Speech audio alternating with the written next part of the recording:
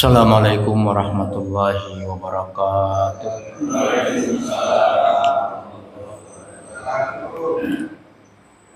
Alhamdulillahirabbil alamin alladzi hadana li hadza wa ma kunna linahtadiya laula an hadanallah. Asyhadu an la ilaha illallah wahdahu la syarikalah wa asyhadu anna Muhammadan abduhu wa rasuluh. Allahumma shalli ala Muhammad wa ala alihi wa ashabihi wa man tabi'ahum bi ihsanin ila yaumiddin. Amma ba'd. Wa qala ta'ala fi kitabihil karim wa huwa asdaqul qailin. A'udzu billahi minasy syaithanir rajim. Bismillahirrahmanirrahim. Qul lil mu'minina yaghuddu min absarihim wa yahfazu furujahum. Dzalika azka lahum innallaha khabirum bima yasnaun. Sadaqallahul aliyyul azim wa sadaqa rasuluhun nabiyul karim wa nahnu ala dzalika minasy syahidina wasyakirin. Bapak-bapak jamaah yang semoga senantiasa dirahmati Allah Subhanahu wa taala. Mari kita memanjatkan puji, bersyukur kehadirat Allah Subhanahu wa taala yang senantiasa menganugerahkan nikmat karunia-Nya kepada kita. Alhamdulillah, baru saja kita selesai menunaikan sholat subuh berjamaah. Mudah-mudahan hati kita makin tentram, iman dan ketakwaan kita semakin mantap, ketaatan kita pada Allah Subhanahu wa taala semakin melekat, sehingga insya Allah senantiasa tertuntun dengan stabil untuk selalu menjalankan perintah-perintahnya dan menjauhi larangan-larangannya. Mudah-mudahan kita selalu dalam situasi dan kondisi apapun kegiatan kita terbimbing dengan hidayah Allah Subhanahu wa taala. Amin ya rabbal alamin. Salawat serta salam juga mari kita kirimkan kepada junjungan kita yang mulia Nabiullah Rasulullah Al-Mustafa Muhammad sallallahu alaihi wasallam. Allahumma shalli ala Muhammad wa ali Muhammad. Mudah-mudahan kita selalu menjadi umat beliau yang selalu istiqomah menghidupkan sunnahnya dan memelihara nilai-nilai keteladanannya. Amin ya rabbal alamin. Jamaah yang dimuliakan Allah Subhanahu wa taala, akhir pekan ini mungkin sampai pekan depan banyak warna-warni, bahkan panggung merah putih di gang-gang ya. Itu salah satu yang patut kita syukuri dengan dirgahayu ke-79 kemerdekaan negara kita ya, Republik Indonesia. Salah satu nikmat yang luar biasa yang karena itu memang wajib untuk disyukuri. Apalagi kalau dikaitkan dengan perjuangan para ulama, para pahlawan, baik pahlawan kemerdekaan maupun pahlawan revolusi, yang mereka itu bergerak karena memang akidah tauhidnya untuk menjadi orang-orang yang bisa menjalankan keyakinannya dengan baik, bebas, merdeka, sehingga kemudian memperjuangkan lahirnya bangsa dan negara kita yang diproklamirkan tahun 1945. Perjuangannya luar biasa. Ya, sekarang kita hanya bisa komentar ya, dengan keringat, pikiran, darah, air mata, bahkan jiwa sekalipun. Kita ini tinggal menikmati. Saya biasa komentar, karena merdeka setiap orang yang ada rezekinya, ada uangnya bisa beli kendaraan misalnya. Tapi di pertigaan kadang susah ngatur tuh yang mana duluan. Kalau dulu mengorbankan jiwa, sekarang saling pengertian di perempatan, di pertigaan aja kadang susah. Apalagi kalau paugahnya nggak ada. Nah, jadi satu hal, kenapa dulu kita dijajah, tujuan penjajah terutama Belanda kan karena ingin mengambil kekayaan alam kita. Makanya ada VOC kan, organisasi dagang, rempah-rempah, pokoknya apapun, sampai ada juga baiknya tanda petik dibikinkan jalur kereta, kemudian ditinggal karena relnya nggak mungkin dibawa pergi kan. Ya. Tapi kita dipecah belah. Ada terkenal tuh Van Mook Divide et Impera. Nah, diprovokasi, pejuang-pejuang ulama diasingkan karena kalau langsung dibunuh ngamuk itu jamaahnya. Dari kampung saya, Syekh Yusuf dibuang ke Afrika Selatan. Tapi singkat-singkat termasuk di Banten ada jejaknya, ya. Ini panjang cerita. Tapi kesempatan ini bukan itu yang saya mau hantarkan. Insya Allah mungkin lain kali. Ada satu hal yang penting untuk kita renungkan terkait dengan kemerdekaan ini. Yang mudah-mudahan sebelum syuruk selesai. Syuruk 52 saya lihat, 5.52 jadi 5.40 ya nanti. Mungkin 5.30 lah biar ada tanya jawab kalau misalnya ada yang memanfaatkan tanya jawab. Bagi jamaah yang suka buka Facebook, akun saya itu ada dua, ada Abdul Hafid Paronda, ada Hafid Paronda. Karena yang 3 kata sudah full hampir 5.000 kan, hanya 5.000 tuh jumlah teman, gak bisa lebih. Jadi saya buka lagi yang satu yang hanya 2 kata, Hafid Paronda. Kemarin saya bikin seri renungan Dirgahayu. Kalau tidak salah 1-9. Jadi Dirgahayu RI ke-79 dalam kurung 1, dalam kurung 2, 3-9. Saya lupa di urutan keberapa, ada saya posting begini. Semua bisa dirgahayu, tapi merdeka hanya bagi yang punya harga diri. Terkait dengan ini, ada yang perlu kita renungkan. Saya kutip tadi surah An-Nur, surah ke-24 ayat 30. Pasangannya itu di ayat berikutnya 31 dan panjang. Karena ayat 30 ditujukan bagi laki-laki, ayat 31 ditujukan bagi perempuan tentang menutup aurat. Kalau saya sebut kemerdekaan dan aurat mungkin mulai kepikir. Apalagi kalau saya sebut IKN, Paskibraka. Ada nyambung tuh viral kan? Kenapa ada orang menutup aurat tidak boleh?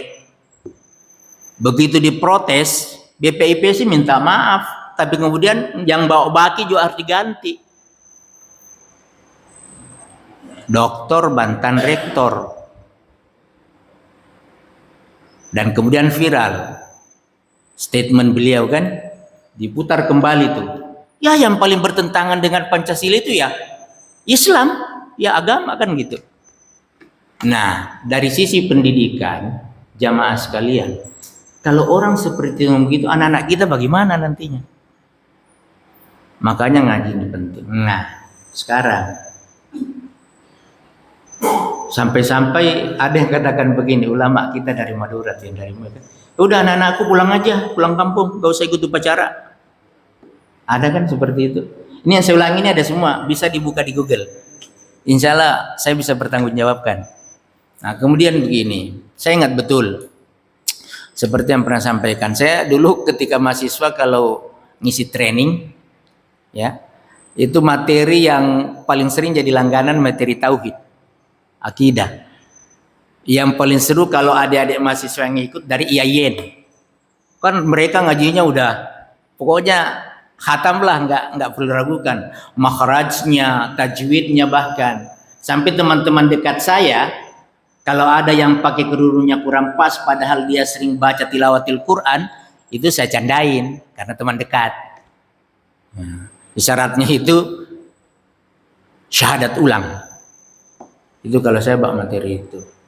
Kemudian masuklah ke ayat-ayat perintah yang berkaitan dengan fikih.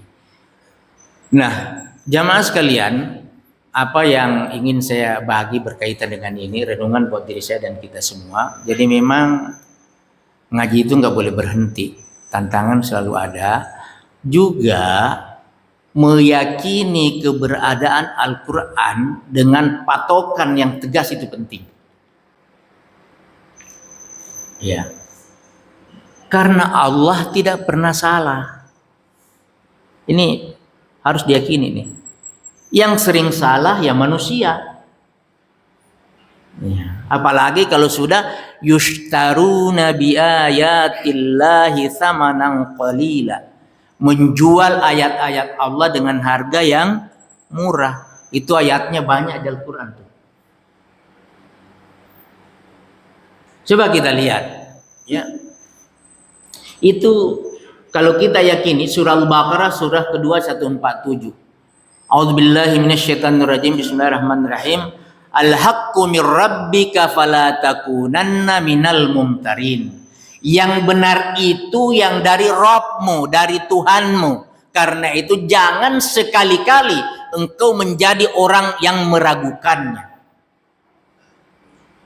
6 rukun iman cukup tuh. Iman kepada Allah, ya, iman kepada malaikat, iman kepada kitab, rasul dan seterusnya tuh. Ya.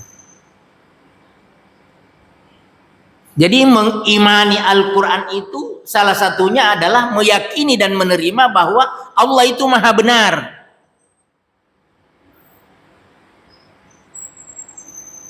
Dan kebenaran mutlak hanya Dia. Nah, kita memang belajar karena punya keterbatasan ya. Bisa dimaklumi ulumul Quran, bisa pemahaman macam-macam tentang sesuatu. Ayatnya aja ada ayat qat'i dan ada muhkamat. Ya, ada zanni mutasyabihah. Nah, karena itu jamaah sekalian, ada prinsip yang sangat bagus, yakni berbaik sangka kepada Allah terkait dengan ayat-ayatnya. Nah, sebagai gambaran saja nih. Lalu tadi patokannya kewajiban meyakini bahwa Allah itu maha benar. Di Al-Baqarah 26 penggambaran, ini sebagai pengantar. A'udzubillahi minasyaitonir bismillahirrahmanirrahim. Innallaha la yastahyi ayyadriba masalam ma ba'udatan fama fawqaha. Fa ammal ladzina amanu faya'lamuna annahu al-haqqu mir rabbihim wa ammal ladzina kafaru ya madza aradallahu bihadza masala yudillu bihi katsira wa yahdi bihi katsira wa ma yudillu bihi illal fasiqin. Allah itu tidak sungkan, tidak segan membikin perumpamaan sekecil nyamuk, bahkan yang lebih kecil dari itu pun. Apa komentar manusia? Maka berkatalah orang-orang kafir, buat apa sih Allah bikin ciptakan yang seperti itu? Ya. Oh ya, orang beriman dulu. Orang beriman mengatakan, ini kebenaran dari Allah Subhanahu wa taala. Famal ladzina amanu fayalamuna annal haqqu mir rabbihim. Dia tahu, orang beriman itu tahu, menyadari bahwa ini kebenaran dari Allah. Seperti yang dibaca Pak Imam kita tadi tuh. Ali Imran mulai dari 190. Di ayat 191, Rabbana ma khalaqta hadza batila. Itu ulil albab berkata seperti itu. Ya Tuhan kami, tidak ada yang kau ciptakan sia-sia, termasuk nyamuk itu. Nah, kalau kita mau bahas lebih jauh, topiknya namanya kesehatan lingkungan. Kaitannya dengan DBD apa segala macam. Tikus kalau mau bunuh semua tanpa tujuan bisa rusak lingkungan. Tapi biarkan berlebih juga bahaya. Nah, itu semua ada manfaatnya. Itu teori ekosistem namanya di biologi. Nah, jadi jamaah sekalian, apa komentar orang kafir? Buat apa Allah ciptakan kayak gitu? Madza aradallahu bihadza masalah yudillu bihi katsira. Dengan perumpamaan itu banyak orang yang sesat. Wa yahdi bihi katsira, tapi juga dengan perumpamaan itu banyak orang yang mendapatkan petunjuk. Wa ma yudillu bihi illal fasiqin, dan tidak ada yang disesatkan, yang sesat itu kecuali orang-orang yang fasik. Nah, fasik itu kalau istilah kerennya apa? The systemic, the major. Itu lebih fatal daripada kafir. Kalau kafir nyata tuh di Al-Baqarah ayat 6 dan 7. Tapi kalau fasik dan munafik, nah itu beriringan luar biasa. Kalau fasik membikin perencanaan yang sistemik untuk menghancurkan nilai-nilai Islam, itu fasik. Makanya saya biasa istilahkan the systemic, the major.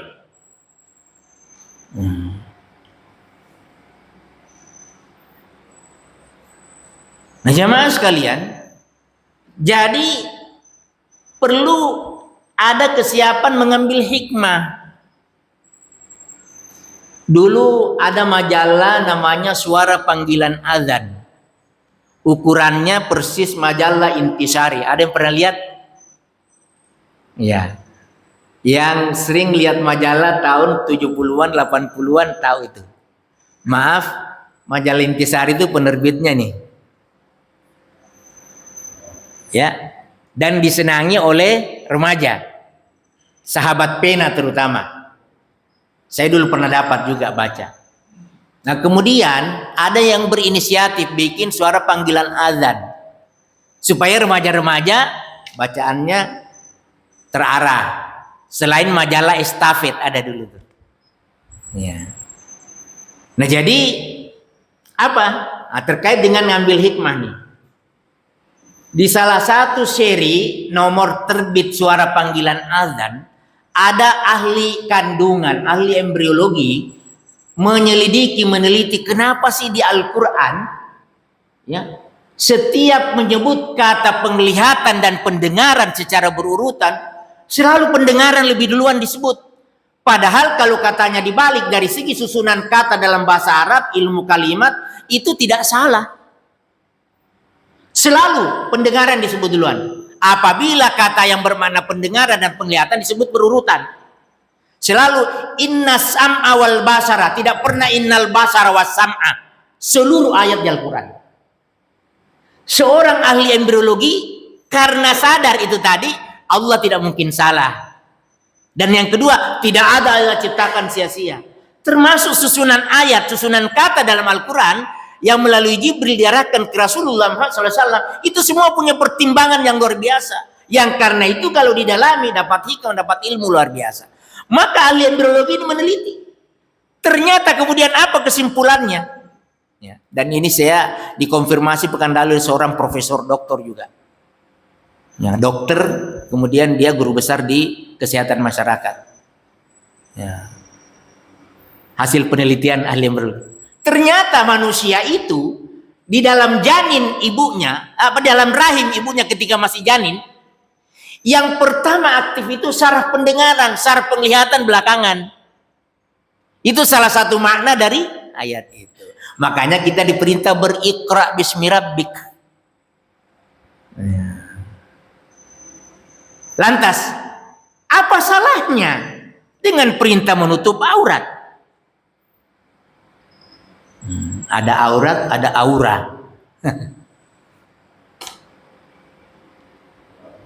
Di Al-Quran surah An-Nur surah 24 ayat 30 dan 31 tegas, malah 31 panjang. 30 untuk laki-laki, 31 untuk perempuan. Iya. A'udzubillahi minasyaitonirrajim. Bismillahirrahmanirrahim. Qul lil mu'minina yaghuddu min absarihim wa yahfazu furujahum. Dzalika azka lahum. Innallaha khabirum bima yasnaun. Katakanlah kepada laki-laki yang beriman, qul lil mu'minin yaghuddu min absarihim, agar mereka senantiasa menjaga sebagian dari pandangannya. Jadi the part of, bukan totally, bukan all. Ada kata min di situ. Yaghuddu min absarihim. Jadi tidak seluruh pandangan, sebagian aja. Maksudnya itu pandangan terhadap lawan jenis. Kalau kita sekolah, kalau kita kuliah, gurunya perempuan, bukan berarti tidak boleh lihat, tapi itu dalam rangka belajar. Yang nggak boleh itu melototin karena keinginan yang berkaitan dengan syahwat. Itu yang disebut dengan sebagian saja. Wa yahfazu furujahum, dan agar senantiasa menjaga, faraj, itu arti Indonesianya kemaluan. Itu di terjemahan Departemen Agama disebut begitu. Kalau kita mau lebih halus biasanya pakai kata harga diri. Tapi itu kan kadang ngambang kalau menyebut begitu. Ya kalau dikaji harus, apalagi kalau fikih tahara bagi perempuan, darah harus dibahas apa segala macam kan. Kalau enggak nanti bersucinya enggak sah. Tundukkan sebagian pandangan dan pelihara, jaga, kontrol faraj. Dzalika azkalahum. Yang demikian itulah yang lebih suci bagi mereka. Ini Allah yang bilang, bukan Menteri Kesehatan. Mau berkelit? Ada kamuflase, hati-hati. Innallaha, sesungguhnya Allah, khabirun, maha dalam pengetahuannya, maha segera, presisi dan akurat. Itu mana khabir itu? Bima yasnaun, atas apa yang kalian kerjakan. Nah, jadi kalau tadi berangkat dari Al-Baqarah 47, Allah pasti benar. Yang kedua, tidak ada yang Allah ciptakan sia-sia. Yang ketiga, semua ada hikmahnya. Maka pasti yang terkait dengan menutup aurat perempuan di An-Nur 31 itu, wa kullil mu'minati yaghdudna min absarihinna wa yahfadna furujahunna wa la yubnina zinatahunna illa ma zahara minha. Panjang. Katakan kepada perempuan yang beriman agar dia menjaga sebagian dari pandangannya, agar menjaga faradnya. Ya. Bahkan jangan menghentakkan, memperlihatkan apa yang ada pada dirinya kecuali yang biasa. Kemudian ditafsirkan apa yang umum itu hanya wajah dan telapak tangan. Itu ada hadisnya itu. Ya. Kemudian ada pernyataan Khalifah keempat Ali bin Abi Thalib radhiyallahu an, kazamallahu wajah. Mata itu adalah kebun. Memandang berarti menanam. Kalau tidak hati-hati menjaga diri, pandangan pertama milikmu, yang kedua merugikanmu. Malah dikatakan pandangan pertama milikmu, yang kedua setan, yang ketiga kamu sudah setan. Saya ingat guru saya dulu di Makassar ada yang, kalau dia bahas itu. Sekarang kenapa menutup aurat? Tentu jamaah sekalian, bagi saudara kita yang belum sampai ke situ nggak boleh dilecehkan, dijelaskan, didoakan. Karena kalau kita bicara Quran dan hadis sahih, memang yang benar itu menutup aurat. Kita sekarang bukan hanya Jabodetabek, kayaknya seluruh Indonesia. Apalagi lihat aplikasi-aplikasi digital itu. Kadang kita bingung, kerudung tapi ketat. Saya ingat dulu, apa perbedaan membungkus dan menutup? Nah itu kan beda banget itu. Kalau membungkus, yang di dalam ketahuan bentuknya. Kalau menutup, tidak. Makanya ada lagi di Al-Ahzab surat 3359. Jalabibihin. Itu diturunkan, sampai saya ingat dulu, waktu mahasiswa kalau bahas ini, ada 3 jenis kerudung. Kerudung pas-pasan, kerudung standar, kemudian kerudung anti badai. Anti badai itu naik motor, kena angin, tetap. Dan perempuan itu tahu, apalagi yang berhubungan dengan skill designer. Saya ingat dulu, siapa ya? Yang sering merancang, sampai sekarang ada busana robani apa segala macam kan? Ya. An-Nur Faidah, saya ingat tuh, tahun 80-an. Yang mendesain jilbab. Sekarang ada hijabers apa segala macam. Sampai festival di Paris kan?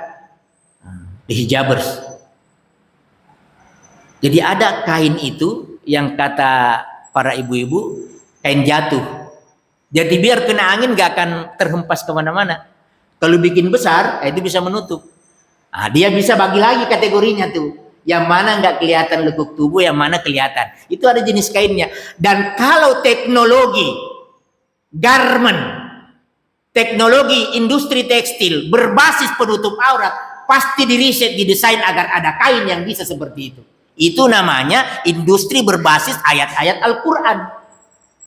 Why not? Kenapa tidak? Bisa saja. Siapa investornya? Siapa yang pemilik industrinya? Kan gampang itu. Itu namanya Iqra bismi rabbik. Nah sekarang bagaimana dengan aurat? Karena ini yang berikan pernyataan kepala BPIP, Profesor Doktor. Jadi harus kita cermat nih. Jamaah sekalian, ini memandang.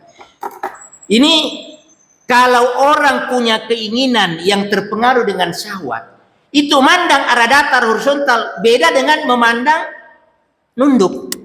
Itu berbeda. Yang kedua, bagian-bagian tubuh manusia, apalagi perempuan, itu beda-beda respon yang diterima laki-laki ketika dia melihatnya. Melihat kepala beda, melihat telinga beda, melihat leher beda, melihat tengkuk. Kalau tengkuk yang di belakang, kalau ini leher. Maaf, ujung kaki, betis, paha itu beda. Dan kalau orang jujur mengakui, ini nanti kalau di biologi fisiologi namanya, ilmu fa'al. Apa pengaruh bagian-bagian tubuh itu kalau dia menjadi titik sasaran pandangan mata?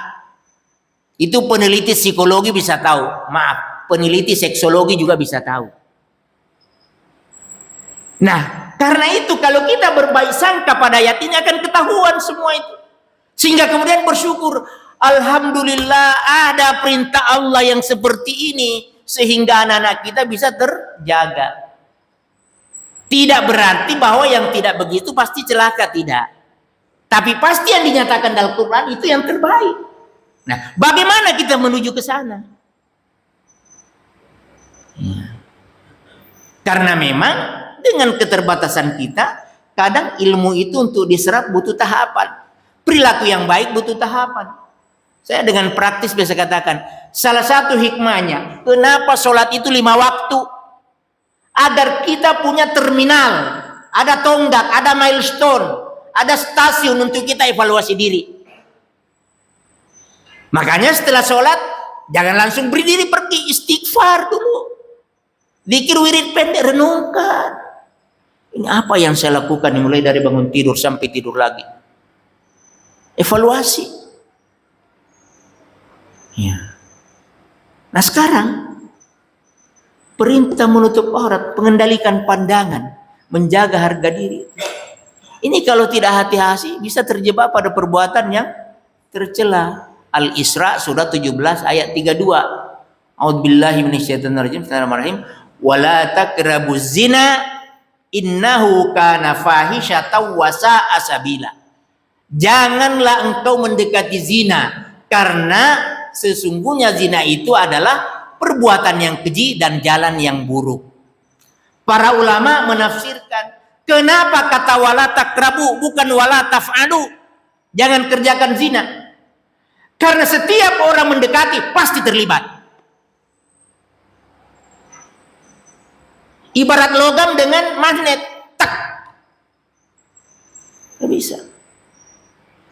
Makanya pandangan mata tadi, Bapak Ibu, ya jamaah sekalian, ada orang sebut zina mata, zina pikiran, zina hati. Nah yang bahaya sekarang, zina digital. Kalau nggak hati-hati.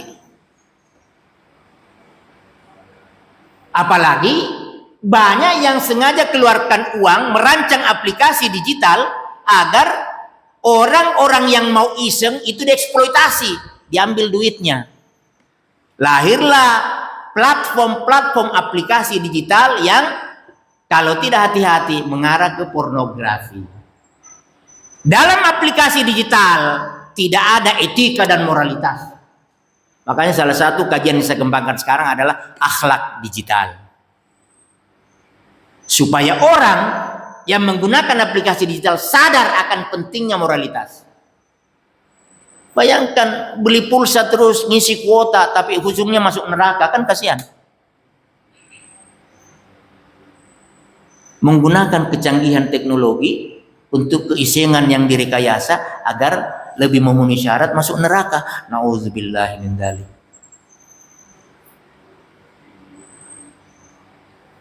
Nah, tahapan pengaruhnya itu berjenjang. Saya lagi ingat, saya lupa judul bukunya. Ada buku yang pernah saya baca, kalau nggak salah orang Mesir yang tulis. Tangga-tangga zina. Jadi zina itu tidak langsung terjadi, ada tahapannya minimal 6. Tangga pertama, kenalan, ketemu. Oh dia mau ketemu saya. Yang kedua senyum, saya senyum dia balas. Yang ketiga tatapan, yang keempat cerita, kelima janjian, 6 penalti. Nah sekarang 6 tangga itu bisa berjalan seketika, hanya dalam 1 menit bisa kejadian karena ada aplikasi digital yang menawarkannya. Saya pernah survei jamaah sekalian, ada aplikasi kita bisa tahu orang itu di jarak berapa meter dari tempat kita. Ada yang menggunakannya untuk kebaikan, ada menggunakannya untuk kejahatan. Termasuk ada menggunakannya untuk pornografi, yaitu penyalahgunaan. Saya ada di sini. Ayo kita ketemuan. Nah, ini nggak bisa jadi kalau nggak pakai pulsa tuh. Jadi beli pulsa, punya kuota agar masuk neraka. Nah, kasarnya kan gitu. Nah karena itu jamaah sekalian, perintah menutup aurat ini perlu kita renungkan dengan baik. Iya, ada yang mengatakan, apa sih bedanya kulit kaki dengan kulit kepala, kulit paha? Ya beda. Yang lebih menyedihkan lagi, di negara kita ini subhanallah, perempuan di kepolisian, di militer, angkatan darat, angkatan laut, banyak yang sudah pakai kerudung. Alhamdulillah. Makanya heran betul, kenapa paskibraka-nya kok seperti itu? Poat banyak yang menutup aurat luar biasa. Poluan banyak yang luar biasa menutup aurat. Bahkan ada Kapolda. Masalah Kapolda Banten sekarang yang perempuan ya. Kalau nggak ada. Jadi ada apa dengan itu? Kalau kita setengah-setengah Bapak sekalian, kita akan goyah. Inilah pentingnya kita punya ilmu. Setelah itu punya pendirian, punya ketegasan. Makanya postingan saya tadi itu dasarnya salah satunya tuh. Semua bisa dirgahayu, tapi merdeka hanya bagi yang punya harga diri. Harga diri yang utama adalah harga diri, keimanan, akidah, menjaga kemuliaan perilaku atas nama Allah Subhanahu wa taala. Nah, karena itu jamaah sekalian, jangan bermain-main dengan ayat Al-Qur'an. Jangan bermain-main dengan hadis-hadis Rasulullah sallallahu alaihi wasallam. Kalau Allah menetapkan sesuatu, yakini pasti benar. Kalau belum paham, nanya ke yang tahu. Jangan karena kita tidak siap ayat disalahkan. Kata peribahasa, buruk muka cermin dibelah. Karena dia tidak mau disalahkan. Padahal mungkin ilmunya yang belum nyampe. Atau dia udah tahu, tapi dia tidak mau melakukannya. Sehingga dia merasa enggak enak. Oh, Bapak-bapak sekalian, di Al-Quran munafik itu kan luar biasa. Dia tahu kebenaran, tapi dia lakukan yang salah. Kalau tidak tahu bukan munafik namanya. Nah, jadi memang awal Al-Baqarah luar biasa tuh, ayat 1 sampai ayat 20 tuh. 5 ayat pertama iman dan takwa. 2 ayat berikutnya 6-7 itu kafir. Ayat 8 sampai 20 itu munafik. Orang yang doyan matematika, statistik, dia bikin grafik tuh, bikin persentase. Jadi 5 ayat pertama 5/20 1/4, 25% iman takwa. 2 ayat 2/20 1/10 berarti 10% itu tentang kafir. Udah 35. Sisanya 65% semua tentang munafik. Almarhum Bang Imad mengatakan, makanya kemunafikan itu bahaya betul. Di Al-Quran aja pendahuluannya paling banyak ayat tentang munafik. Itu 20 ayat pertama. Begitu ayat 21, 22 kembali menyebut ketakwaan. Nah, baru kafir, iman, tadi baru masuk ke fasik. Karena itu jamaah sekalian, pemahaman Al-Quran perlu menjadi istilah kerennya sekarang visi misi. Dia menjadi pandangan kita, cara berpikir, pandangan hidup kita di dunia. Diisi dengan Al-Quran. Setelah itu agenda-agenda kegiatan, itu misi. Supaya apapun yang kita lakukan, dimanapun kita berada, insya Allah selalu dalam suasana terkendali dan bertanggung jawab secara amanah sebagai hamba Allah Subhanahu wa ta'ala. Pertama dibutuhkan memahami artinya, mengerti, yang kemudian maksudnya, maknanya. Setelah itu berusaha mempraktekkan. Nanti kalau udah mau menjadi perilaku kepribadian, tantangannya tuh luar biasa. Tapi tahapan itu harus dilalui. Nah, salah satu cara menjaganya, jagalah persaudaraan untuk silaturahim saling mengingatkan. Saudara kita yang sesungguhnya adalah mereka yang bersedia tulus mengingatkan kita ketika kita terpeleset. Banyak orang tua kita di sini yang mengingatkan di murid, itu orang tua yang sebenarnya. Dan ini semua ada di sekitar kita jamaah sekalian. Orang yang lebih tua dari kita hormati sebagai orang tua kita, sekalipun tidak punya hubungan nasab. Anak-anak anggap anak kita, sehingga dimanapun kita ketemu kita lindungi. Jangan tanya siapa ayah ibunya, lindungi dia. Masa ada nenek-nenek mau nyebrang tanya, nek dari mana nek, siapa, di mana kamu? Ya enggak lah. Nah, rahmatan lil alamin. Nah karena itu jamaah sekalian, supaya kita tidak terkecoh. Kan kalau berbicara level, ya S1 kalau nggak hati-hati nggak mudah berhadapan dengan profesor doktor gitu kan. Bayangkan kalau kita baru mulai ngaji, kemudian ketemu dengan orang bikin pernyataan agak nyeleneh gitu. Nah karena itu perlu kita memahami hakikat ilmu, dasar tentang sesuatu, kemudian kita jadikan pegang. Tentang aurat, kalau ada yang larang nutup, apapun pendidikannya pasti salah. Sebaliknya, biar hanya dari madrasah TK PAUD, ya kemudian dia pertahankan itu yang benar. Coba Bilal bin Rabah radhiyallahu an, jangankan profesor doktor, taman kanak-kanak aja nggak pernah. Tapi begitu dia selesai mendengarkan penjelasan Rasul tentang akidah, setiap ada yang nantang dia, colek dia, ahad, ahad, ahad. Coba gitu aja tuh Bilal.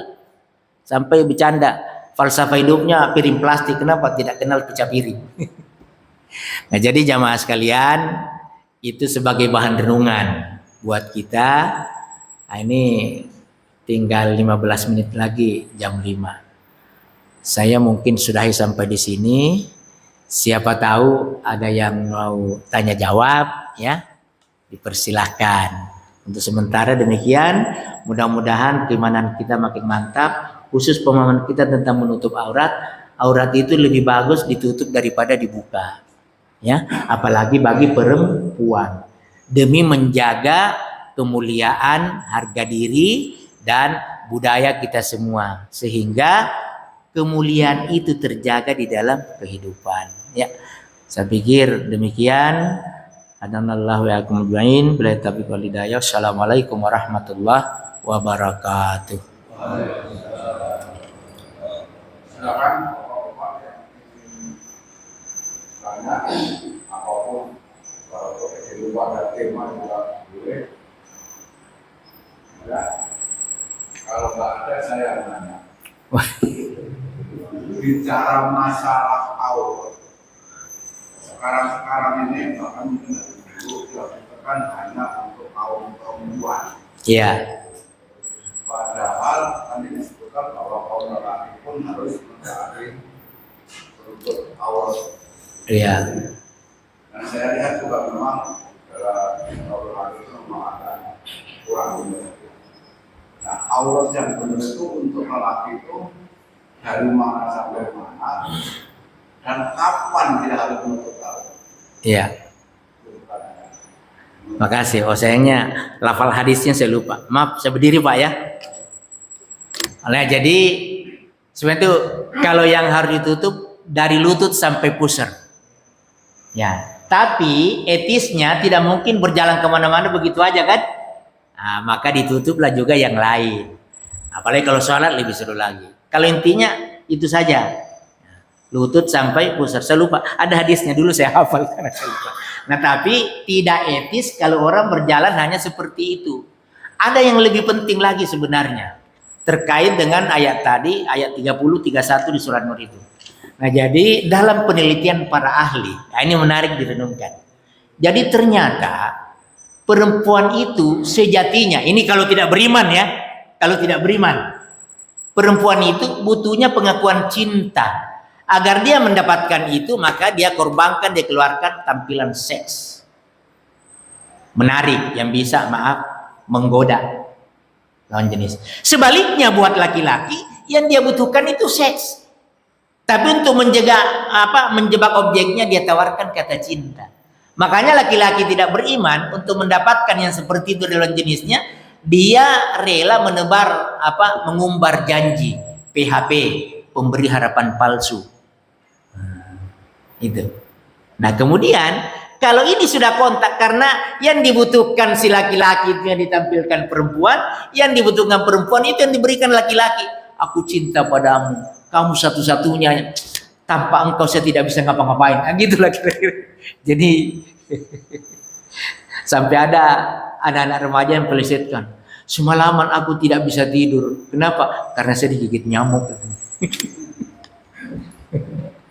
Nah, ketika suasana ini terjadi, maka itu semuanya bisa memancing. Ya, maaf, dalam hasil-hasil riset penelitian banyak yang perempuan itu juga, ya maaf, blingsatan kalau lihat laki-laki yang sangat maco. Pernah tuh terkenal six pack, 6 ini di sini ya, sehingga lakulah tempat-tempat nge-gym itu kan. Nah, dia mau ramping, yang perempuan mau diet, gitu kan. Sampai ada vegetarian segala macam tuh. Nah, kurangi karbo. Dan seterusnya. Ini berkembang. Makanya kalau kita ingat filosofi minuman keras, ya, analoginya nih. Yang meminum dosa, yang jualnya dosa, yang siapkan dosa, yang mendukung pemasangnya dosa. Bayangkan kalau yang perzinahan, pasti begitu juga tuh.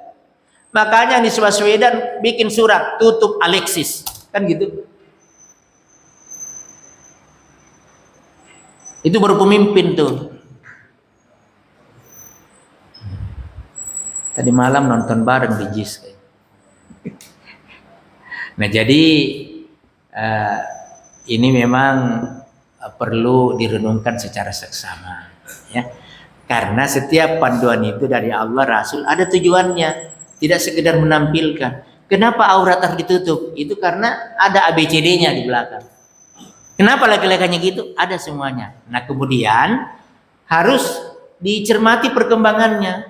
Ternyata ada juga perempuan yang mudah banget kesemsem sama laki-laki. Belum lagi berkembang LGBTQ, ngeri itu. Mengembangkan di zaman Nabi Lut. Nah, apalagi dengan hati-hati dengan toleransi, kebebasan semua. Ya, tapi kan orang lain juga punya kebebasan. Ini tidak boleh karena kita dengan alasan kebebasan setel radio, TV, kencang-kencang suara, karena tetangga kita juga mau ketenangan. Jadi kebebasan itu ada batasnya. Di sini perlunya saling pengertian, saling memaklumi, saling menopang, apalagi kalau lebih lagi saling peduli, saling mengayomi, saling membahagiakan. Nah itulah nikmatnya persaudaraan itu, ya. Saya pikir perkembangannya ke sana. Begitu, Pak ya. Terima kasih. Silakan, Pak. Assalamualaikum warahmatullahi wabarakatuh. Waalaikumsalam warahmatullahi wabarakatuh. Oh iya, ini beda satu huruf aja. Aura dan aurat. Kalau aura itu kesan penampilan. Kok seru banget. Nah, jadi berkaitan wibawa, ya kan? ketangguhan sikap, itu aura yang membuat orang akan memperhatikan kita. Nah, jadi mungkin kalau bahasa Inggrisnya interested perform, tampilan yang menarik gitu, aura. Nah, kalau aura kita, nah yang bahaya kalau orang berusaha menampilkan aura dengan auratnya sebagai sarana, itu yang fatal tuh. Dan banyak kejadian hari ini. Satu lagi, ini yang ngeri. Nah, ini tanggung jawab kita semua. Pakai kerudung tuh bagus, tapi di bawahnya ketat semua. Alhamdulillah. Saya ini anggota komunitas komuter lain. Wah, kalau saya di KRL itu ngeri tuh. Jilbabnya bagus tapi di bawahnya bukan nutup, bungkus. Ada istilah anak-anak tuh, Pak, leg in. Nah, kemudian karena banyak yang mau selebriti tampilkan, ya produser berusaha bikin banyak-banyak tuh, karena dia mau cuan. Sebaliknya saya katakan tadi, kalau orang mengembangkan industri garment, industri tekstil berbasis ilahiyah, pasti akan menyediakan bahan yang bisa dengan enak dipakai menutup aurat. Gitu. Kan tinggal di riset, risetnya nanti masuk surga, karyawannya masuk surga, gitu kan? Dan jadi amal jariah, luar biasa. Sebaliknya, dosa jariah. Pelakunya berdosa, yang lihat berdosa, produsernya berdosa pertama tuh, sehingga dari kemudian bangkrut, kata hadis, muflis, pahalanya habis pakai bayar dosa orang, masih ada dosanya, udah habis yang mau dipakai bayar. Nah, karena apa? Bangkrut. Kenapa? Ketika di dunia dia pernah berbuat dosa yang membuat orang lain juga ikut-ikut berdosa dan berkembang dosanya. Jadi hati-hati bapak-bapak, yang ada itu bukan hanya amal jariah, ada juga dosa jariah, dosa berantai. Hati. Jadi misalnya nih, saya berbuat dosa, mudah-mudahan enggak. Dilihat remaja, akhirnya dia juga melakukan karena dia lihat di saya. Udah. Setiap dia berbuat dosa, dosa saya juga nambah tanpa mengurangi dosa dia. Itu dosa jariah tuh. Nauzubillah min dzalik. Ya. Jadi jangan sampai aura dibangun dengan fasilitas aurat. Saya pikir demikian. Baik.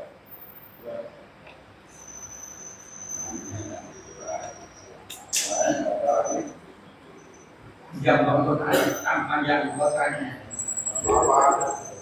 jam 10 ya, saya nanya Ustaz. Silakan Pak Haji. Terima kasih. Menyangkut masalah akhir ini ya.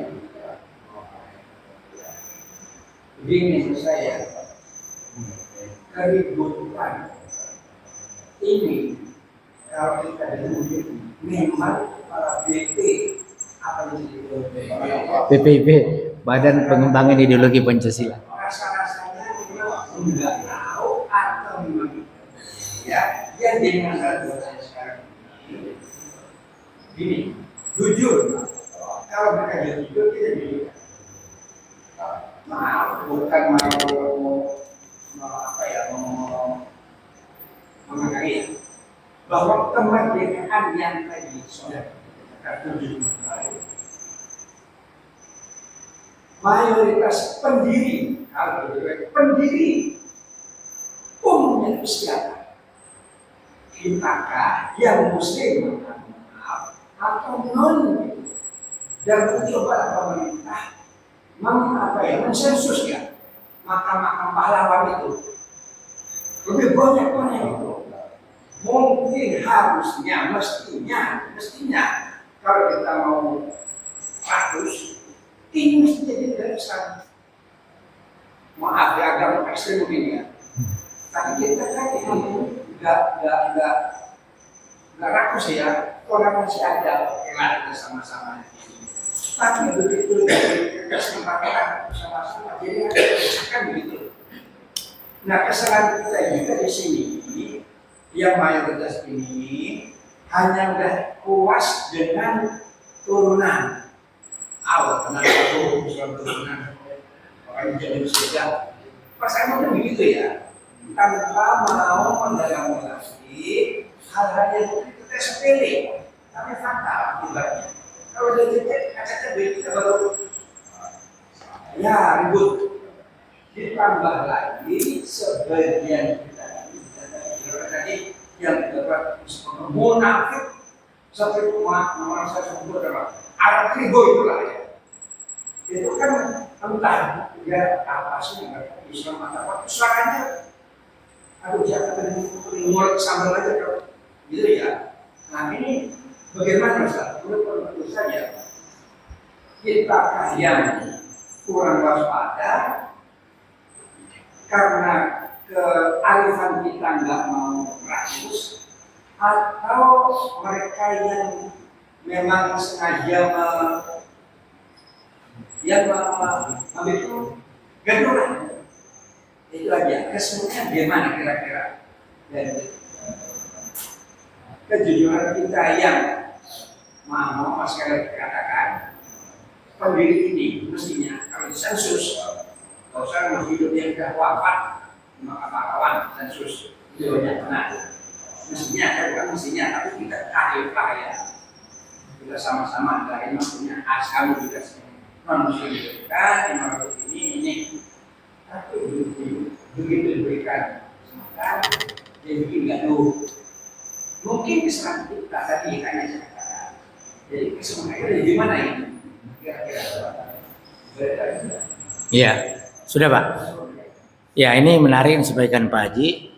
Sebenarnya apakah sebagai pertanyaan atau pernyataan dua-duanya bisa? Artinya tanpa ditanyakan juga. Yang Pak Haji katakan itu menurut saya benar 100%. Tapi karena dibahasakan pertanyaan, siapa sih yang dominan? Yang dominan Muslim. Ya, itu nggak bisa dibantah. Hanya memang satu dari nilai-nilai keislaman juga itu kan memberikan pengayoman kepada non-Muslim kan. Nah itu sudah berjalan dengan baik. Makanya di panitia 9 kan di cover tuh Mr. Amaramis dimasukkan. Ya banyaklah sejarah. Kemudian di dalam kehidupan sehari-hari kan diberi haknya, tidak adil. Nah ini yang masalah ya ada dua. Ada juga kalangan dari saudara kita non itu kadang berlebihan. Dua-duanya kejadian. Yang kedua juga dengan alasan kearifan kadang lengah. Sehingga kewajaran dalam bentuk hak dan kewajiban kadang tidak terwujud. Iya. Jadi dua-duanya terjadi. Nah, begitu masuk di wilayah tata kelola negara, hukum tata negara nih dipraktekkan, maka ada hak-hak yang namanya penguasa. Ketika itu dijalankan, bunyi pasal-pasalnya banyak yang tidak perlu menyebut agama yang dianutnya. Seperti misalnya, presiden kan punya hak prerogatif. Sekarang kan lagi ribut nih. Ini Indonesia darurat. Ada mahasiswa Unisba meninggal. Allahumma afirlahu warhamhu wa afi afwanhu. Andi Mariana siapa ya? Kenapa ketika Gibran yang dibahas itu DPR diam di MK, tapi giliran yang 7,5% ribut? Kan tidak adil. Sampai-sampai ada mahasiswa tuh bikin postingan di TikTok, gara-gara satu keluarga ribut satu negara. Ada lagi yang bilang begini, untung yang ibu negara bukan mamanya Atta. Karena berapa bersaudara Atta Halilintar? 11 ya berapa? Bisa-bisa minimal 11 provinsi harus diduduki jadi kepala daerah. Itu dia, jadi subhanallah. Nah saya biasa katakan begini, kalau orang sudah jadi presiden, Bapak sekalian kan ada pensiunnya, insya Allah nggak bakal miskin. Kenapa sih harus gitu-gitu banget? Nah ini masalahnya. Belum lagi maaf nih, bertepatan dengan seorang Bugis. Kemarin kan ada yang nakut-nakuti Raja Jawa. Di Makassar langsung bikin spanduk, sengaja bukan yang digital, ditulis pakai piloks tuh. Orang Makassar tidak takut dengan Raja Jawa. Ada tuh, saya baca tadi. Bahkan kan Arupalaka Karenggalesung ke sini kan nyebrang, membantu perlawanan ke Banten, ke Jawa, di Ponegoro bergabung, makamnya ada di Makassar tuh di Ponegoro. Nah, jadi itu Pak, benar banget yang Bapak katakan, baik dalam bentuk pertanyaan maupun pernyataan. Inilah yang generasi pelanjut harus paham. Iya. Dan kita di Islam Pak tuntas, makanya saya sering merenung gini, kenapa ya agama yang hanya diakui oleh Allah itu hanya Islam untuk kebutuhan manusia keseluruhan, tanpa membenci yang lain. Karena yang bisa menjadi rujukan seluruh manusia memang hanya Islam. Ini bertepatan kita ditakdirkan Muslim ini, Pak. Ini kalau ditelusuri, saya pernah ungkap di sini, ada perempuan peneliti di Amerika, kerjanya hanya meneliti kontroversi di Al-Quran untuk menghindarinya. Habis seluruh pertanyaannya, dia tuh akhirnya masuk Islam dia. Karena tidak berhasil untuk menemukan kelemahan Al-Quran. Itu sampai begitu tuh. Karena memang dirancang. Dia tidak sembarangan. Al-yawma akmaltu lakum dinakum wa atmamtu alaikum ni'mati wa raditu lakumul Islam madina. Itu Al-Maidah surah kelima ayat 3. Wahyu terakhir. Karena memang inna dina indallahil Islam. Al-Imran 18. Karena memang unsur-unsurnya, isinya itu hanya di Islam yang paling cocok untuk kehidupan manusia. Termasuk orang yang mengaku agama macam-macam sekarang.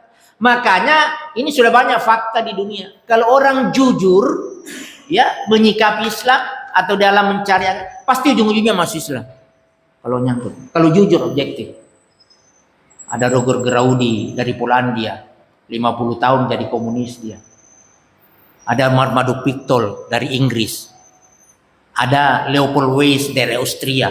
Ujung-ujungnya masih Islam semua tuh. Ya, ada yang ganti nama, ada yang tidak. Leopold Weiss ganti nama menjadi Muhammad Asad. Baru bikin tafsir The Meaning of Glorious Quran. Kalau dia bahas kata takwa luar biasa itu. Bukan takut, bukan. The obedience to do the duty of Allah. Ketaatan untuk menjalankan perintah Allah. Itu Muhammad Asad tuh. Ada lagi Maryam Jamila, dulu namanya Margaret Marcus. Saya kayaknya udah pernah kutip di sini. Dan banyak lagi yang lain. Ada Profesor Dr. Jeffrey Lang, orang Taiwan yang kemudian tinggal di Amerika. Dia profesor matematika dari Universitas San Francisco. Dia juga dosen di MIT. Ya MIT, Massachusetts Institute of Technology. Masuk Islam, hanya mengkaji Al-Baqarah 30. Wajkala rabbuka lil malaikati inni ja'ilun fil ardi. Akhirnya dia bikin 2 buku. Pertama, Struggling to Surrender. Berjuang untuk pasrah, diterbitkan oleh Lentera. Nah, kemudian buku yang kedua, Even Angel Ask, bahkan malaikat pun bertanya. Dia bahas tuh Al-Baqarah ayat 30, masuk Islam. Dia freelance tuh. Sampai-sampai dia bilang, andaikan saya masuk Islam karena orang-orang yang ngaku Islam sekitar saya keluar lagi. Tapi tidak, karena saya berdialog dengan Al-Quran sampai saya masuk Islam. Itu Profesor Dr. Jeffrey Lang. Makanya kenapa Islam ditekankan inna dina indallahil Islam. Memang yang paling cocok untuk kehidupan manusia. Bertepatan kita ditekan. Nah, makanya itu tadi Pak, betul. Harus ngaji, jangan karena bapaknya akhirnya begitu aja. Jadi Islam keturunan, Islam KTP kan. Juga ini tentang kemajuan ilmu pengetahuan. Dulu kan terkenal tuh Ibnu Sina, Al-Farabi, Al-Kindi. Kemudian diambil alih oleh Kristen memang. Itu perpustakaan di Baghdad kan dibakar tuh. Jengiskan gimana tuh. Itu memang Ibnu Rushd, Ibnu Sina. Kita tahu itu semua. Lengah. Nah, jadi makanya harus bangkit kembali. Nah, karena itu prinsip-prinsip dasar harus dipahami sehingga insya Allah generasi anak-anak kita punya pegangan bukan hanya benar tapi juga tegas untuk menyongsong masa depannya. Bagus Pak, bagus sekali yang Bapak. Itulah yang kita harapkan. Kejujuran untuk merawat apa yang ada itu salah satu bentuk bersyukur. Iya. Nah, satu pesan saya nanti kepada jangan terjebak lagi dengan tipuannya Van Mook. Kita untuk 9 tahun. Apa itu pecah belah? Kadang ada orang hobinya provokator, memecah belah orang. Padahal ikut juga salat jamaah. Nah, bertentangan kan itu. Kenapa? Karena dia mau diakui. Nah, ini bahayanya nih kalau orang tidak selesai dengan dirinya. Ada namanya post power syndrome. Ya, penyakit berakhirnya masa jabatan. Sebelum pensiun dia punya jabatan. Begitu pensiun di masjid dia mau diperlakukan kayak di kantornya yang terakhir. Nah, akhirnya dia pengaruhi orang lain agar ada pendukung. Wah, payah. Nah, mestinya kita harus apa ya manfaat yang saya bisa bagi ke orang lain dengan kondisi seperti ini. Itu salah satu wujud bersyukur. Dan syakartum lazidannakum wa la in kafartum Surah Ibrahim 14 ayat 7. Supaya kita bisa Dengan karunia Allah makin takwa, makin beriman, makin bermanfaat bagi sesama. Terima kasih Pak Haji. Insyaallah sudah mengingatkan kita semua. Kalau di sensus itu makam pahlawan pasti dominan lah. Cukup. Saya pikir demikian jamaah sekalian. Mohon maaf atas segala kekurangan. Mudah-mudahan Allah Subhanahu wa taala selalu membimbing kita dengan hidayahnya, memberikan kekuatan untuk mewujudkan keimanan dan ketakwaan, khususnya di dalam membina akhlak, perilaku diri kita dan anak-anak kita. Lebih khusus lagi tadi agar keluarga kita tidak goyah dengan pernyataan pejabat-pejabat tinggi terkait dengan ketentuan yang sudah qat'i, yang mendasar, yang ada di dalam Al-Quran, khususnya tentang menutup aurat tadi, menjaga pandangan, menjaga ya harga diri dan seterusnya. Saya pikir demikian. Bila Assalamualaikum warahmatullahi wabarakatuh.